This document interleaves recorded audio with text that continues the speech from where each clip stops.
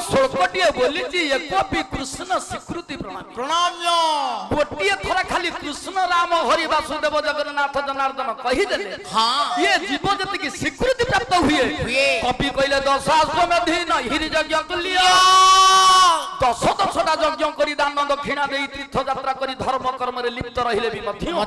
गोटे थर भगवान नाम सहित समान होबने ना ना ना ना सुबह तुम मत खाली प्रश्न करे आज्ञा यज्ञ दान पुण्य तीर्थ व्रत रे कोन किछि नै सारे किछि नै मन को होउची कवि द्वितीय पद रे लिखिले दशाश्वमेध पुनरपि जन्म हां जदि आउ थरे ये दुर्लभ जन्म पाइबा को इच्छा अछि ताहाले यज्ञ दान पुण्य तीर्थ व्रत रे जोग दिए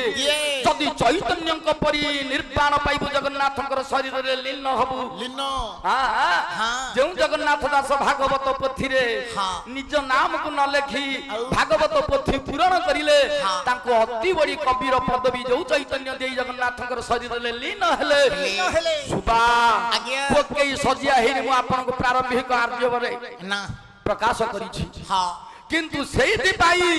जदि निर्वाण पाइबा पाई इच्छा अछि ताहाले भगवान कर नाम जदि आउ थरे जन्म होबा पाई इच्छा अछि यज्ञ दान पुण्य तीर्थ व्रत कर